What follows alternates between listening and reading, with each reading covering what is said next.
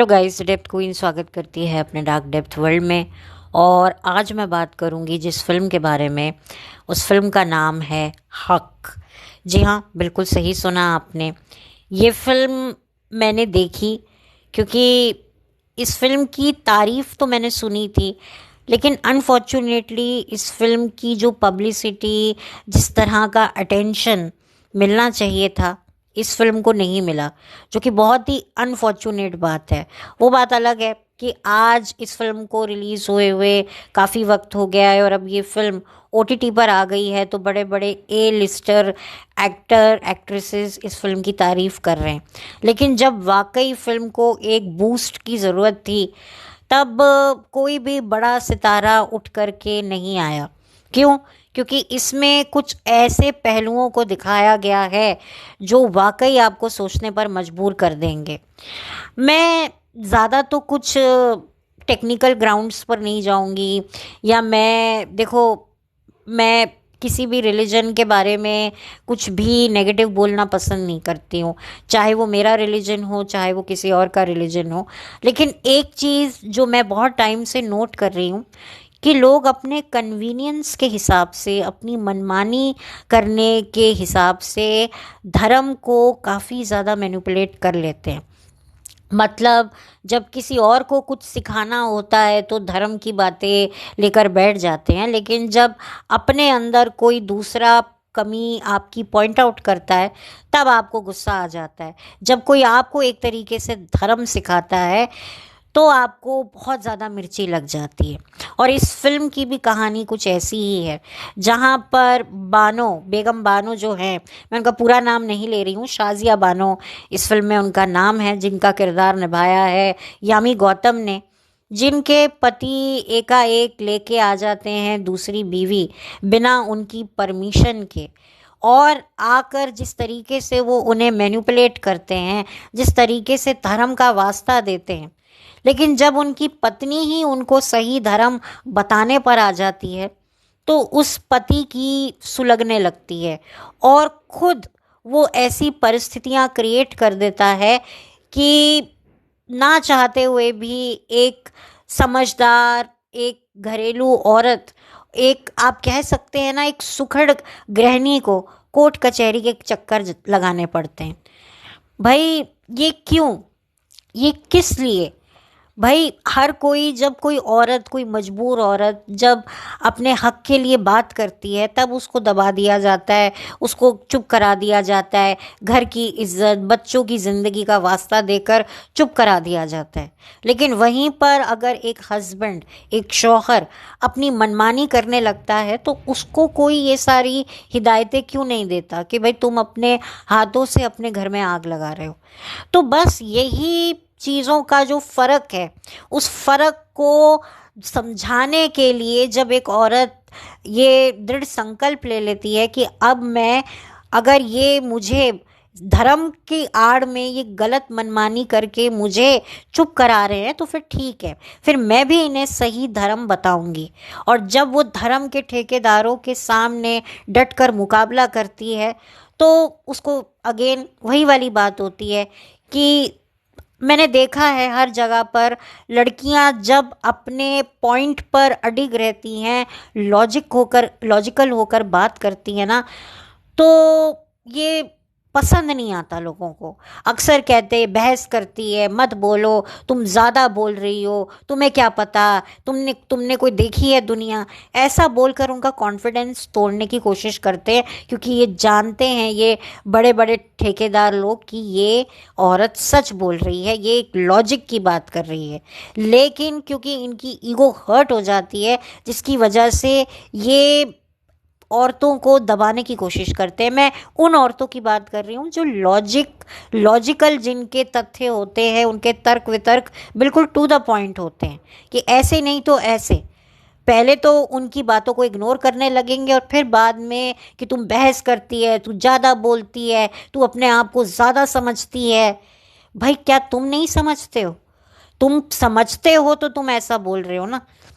हर कोई अपनी समझ से ही बात करता है।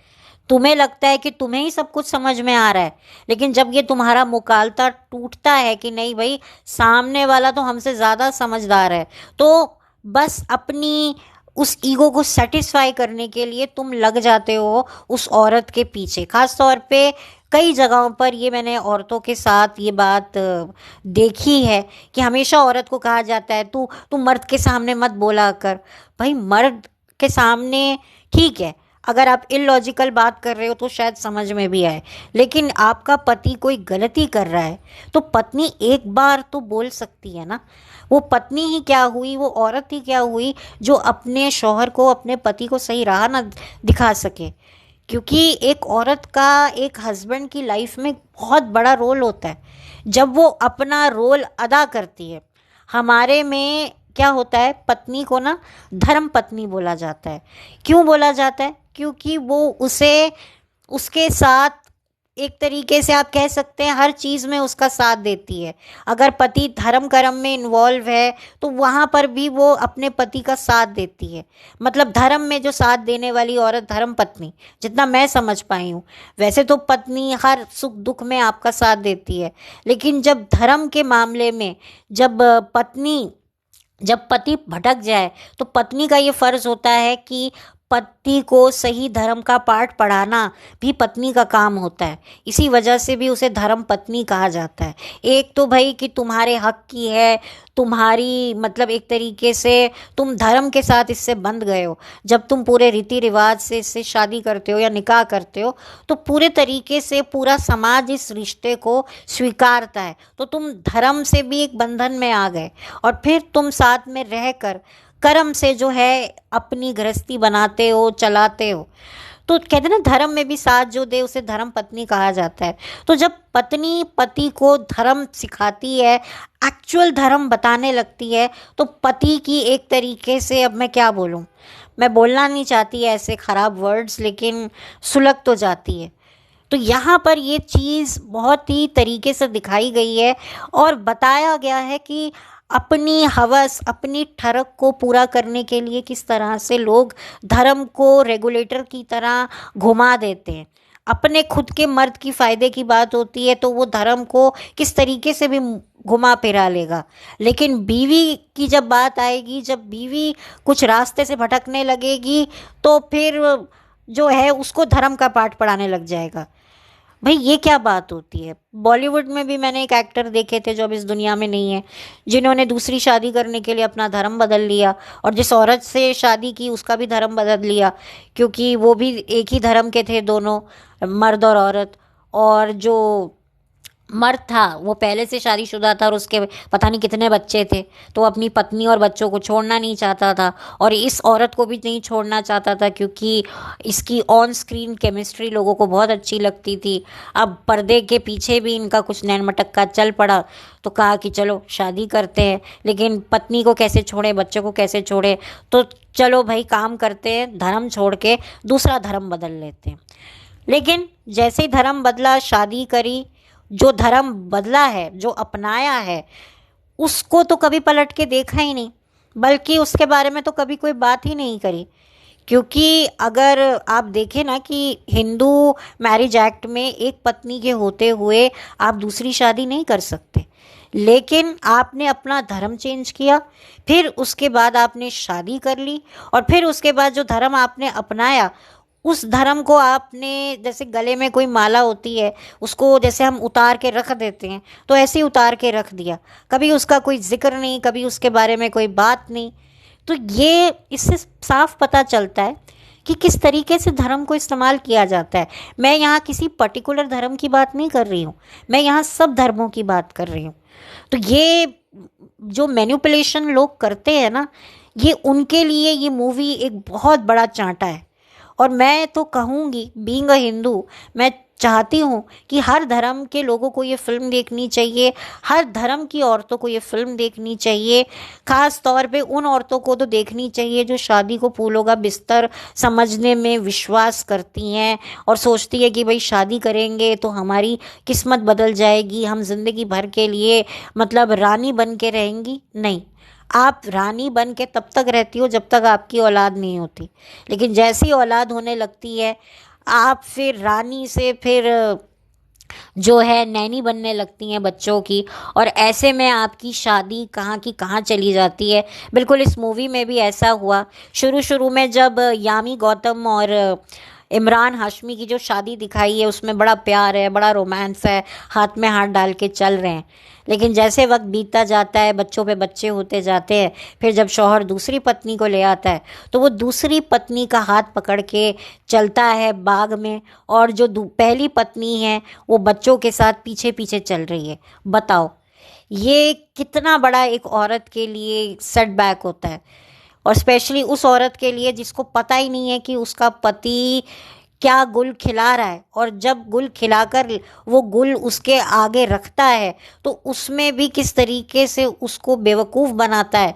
ये भी चीज़ उसको समझ में आती है तो और भी ज़्यादा उस औरत को तकलीफ़ होती है। तो बहुत ही अच्छे से इस फिल्म को बनाया गया है, लिखा गया है। और सबसे ज़्यादा मुझे जो चीज़ टच करी वो करी, जो इस फिल्म में जो बानो हैं उसके फादर जिस तरीके से उसको सपोर्ट करते हैं।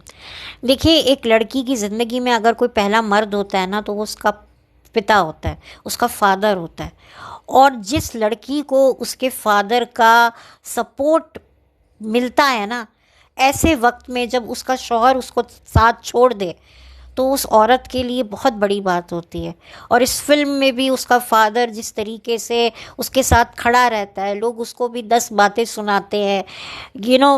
मामला शुरू कैसे होता है फिर सियासती मोड़ ले लेता है, तो ऐसे में फादर को भी बहुत कुछ ताने सुनने पड़ते हैं कि क्या सिखाया है, क्या तुमने तालीम दी है, बहस कर रही है तुम्हारी लड़की।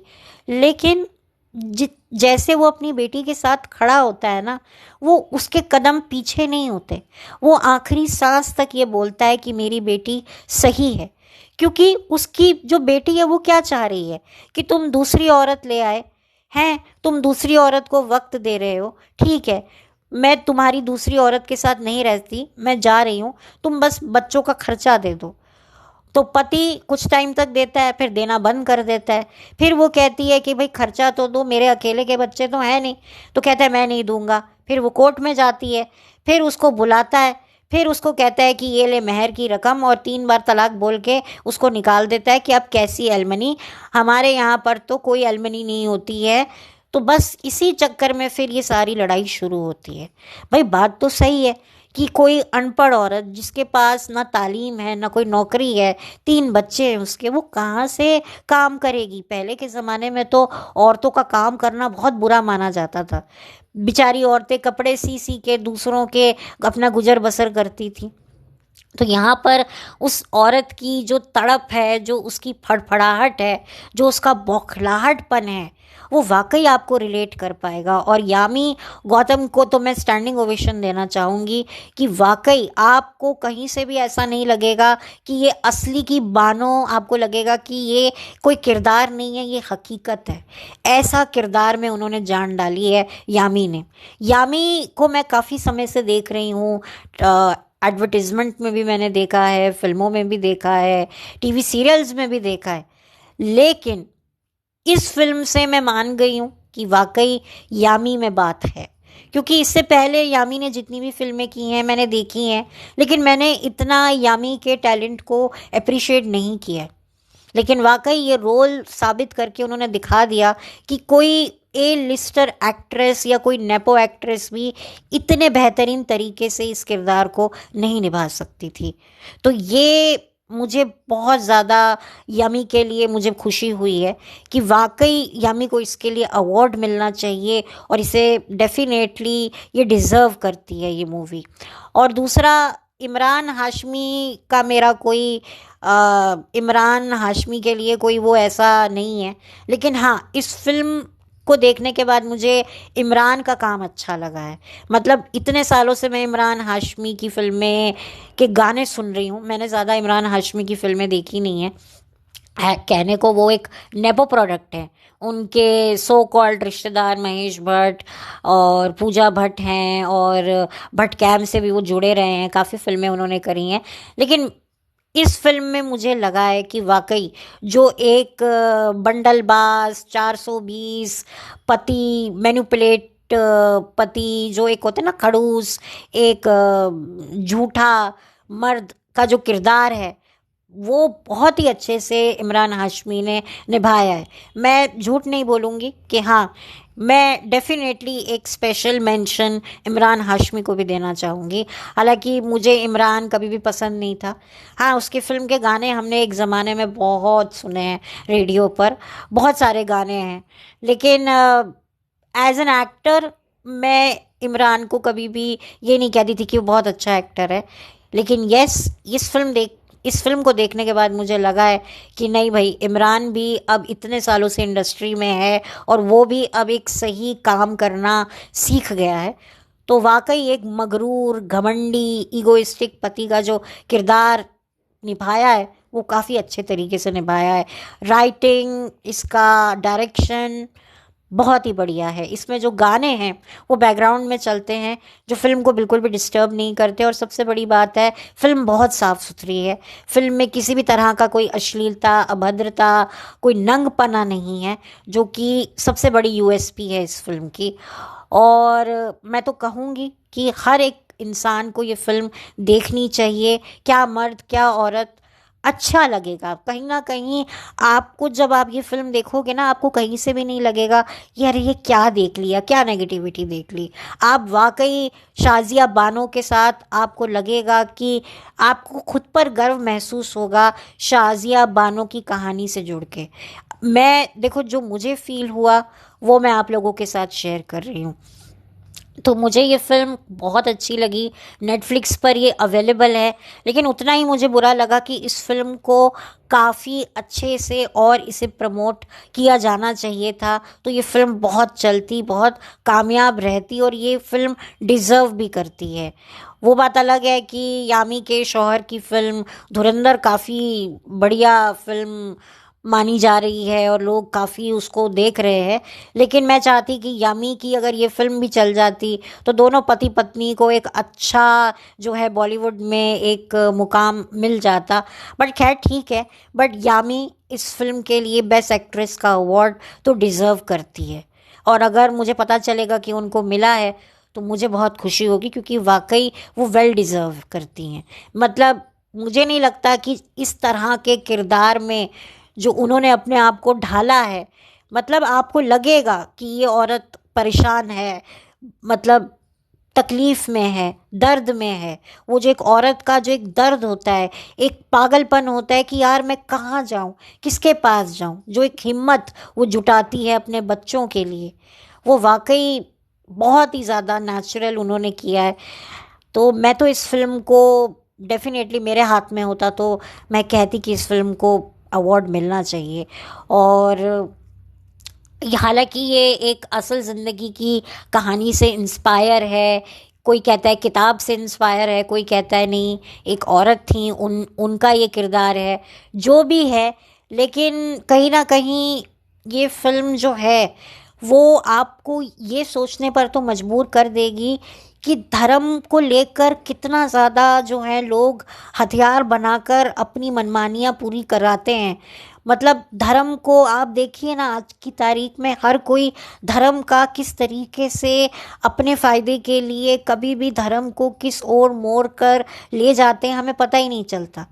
अपनी बात होती है तो धर्म ये कहता है, दूसरे की बात होती है तो धर्म वो कहता है। मैं यहाँ हर एक धर्म की बात कर रही हूँ। हर जगह ये मैनिपुलेशन आज की तारीख में देखने को मिलता है, हर एक प्लेटफॉर्म पर। तो ये बहुत बड़ी समझने की बात है कि इस फिल्म से सिर्फ मियाँ बीवी के रिश्ते की ही नहीं, बल्कि धर्म की भी सच्चाई आपके सामने आएगी कि धर्म में होता क्या है और हमारे तक क्या पहुंचता है। मतलब कुछ ऐसे ठेकेदार धर्म के बन बैठे हैं जो अपनी मर्जी के अकॉर्डिंगली अपने मन चाहे लोगों के लिए जो है वो रास्ते खोल देते हैं, और जिनको वो पसंद नहीं करते हैं उनको धर्म का वास्ता देकर उनके सारे रास्ते बंद कर देते हैं। तो मैं जो समझ पाई हूँ मैं वो आपके साथ शेयर कर रही हूँ। मैं कोई ज़्यादा इसमें धर्म इस्लामिक टेक्निकल डिटेल्स पे नहीं गई हूँ। क्योंकि मुझे जाना भी नहीं था। लेकिन हाँ, अगर आप इसकी डिटेलिंग का रिव्यू सुनना चाहते हैं तो मेरे बड़े भाई हैं नावेद भाई, उन्होंने अपने चैनल पर जो है इस मूवी का रिव्यू किया था, तो मैं उसका लिंक जो है वो डिस्क्रिप्शन बॉक्स में डाल दूँगी। तो अगर आप उनके पॉइंट ऑफ व्यू सुनना चाहें, क्योंकि उन्होंने इस्लामिक पॉइंट ऑफ व्यू के से फिल्म का रिव्यू किया है, क्योंकि वो खुद मुस्लिम है, तो वो ज़्यादा अच्छे से डिटेल बता पाएंगे। मैं नहीं बता पाऊँगी, लेकिन जो मैं समझ पाई हूँ वो मैंने आपके साथ शेयर किया। तो मैं चाहती हूँ कि ये फ़िल्म आप देखें, और नेटफ्लिक्स पर ये अवेलेबल है, और इन्जॉय करें अपनी फैमिली के साथ। और मुझे अफ़सोस है कि हमारे समाज में आज भी ऐसी औरतें हैं जो धर्म की आड़ में पिसती हुई जा रही हैं, और अभी भी पिस ही रही हैं। लेकिन ऐसी फिल्में आकर एक तरीके से एक जागृति, एक तरीके से आपको एनलाइटमेंट देती है कि नहीं, उठो, अगर आप सही हो तो एक बार तो हिम्मत करके अपने लिए बात करो, एक बार तो बात करो। घुट घुट के मरना, घुट घुट के मरना, खुद को टॉर्चर करवाना, ये भी तो गलत है। बहुत सारी औरतें घर बचाने के चक्कर में बच्चों के लिए घुटती रहती हैं, सहती रहती हैं, 10 बीमारियों को न्योता दे लेकर अपने शरीर में बुला लेती हैं। फिर क्या होता है, वो इस दुनिया से चली जाती हैं। क्या होता है, एक बार इंसान की आँख बंद हुई, फिर कोई क्या कहेगा, सब अपनी अपनी मनमानी में लग जाते हैं। जो आपका कीमती वक्त था, जो आप कुछ कर सकते थे, उसे आपने रो रो कर, बिलक बिलक कर गवा दिया। ये भी तो गलत है। तो बस मैं चाहूँगी कि ये फ़िल्म ज़्यादा से ज़्यादा लोग देखें। एक अच्छी फ़िल्म है, और मैं कहूँगी कि ये फ़िल्म अंडररेटेड है, क्योंकि इसे वो नहीं मिला, वो एक अटेंशन नहीं मिला जो और फालतू फिल्मों को मिलता है, जस्ट बिकॉज कि वो एक बहुत बड़े बैनर की होती हैं, उसमें नेपो किड्स होते हैं, या कुछ ऐसे आउटसाइडर्स होते हैं जो बाहर से आउटसाइडर बताते हैं अपने आप को, पर अंदर से वो इनसाइडर्स होते हैं। तो ऐसे लोगों की फ़िल्मों को अच्छे प्लेटफॉर्म मिल जाते हैं प्रमोट करने के लिए, लेकिन जो अच्छी बेहतरीन फ़िल्में होती हैं वो कब सिनेमा घरों में आती हैं और कब उतर जाती हैं वो किसी को पता भी नहीं चलता है। तो बस इसी के साथ अब मैं इस वीडियो को बंद करती हूँ।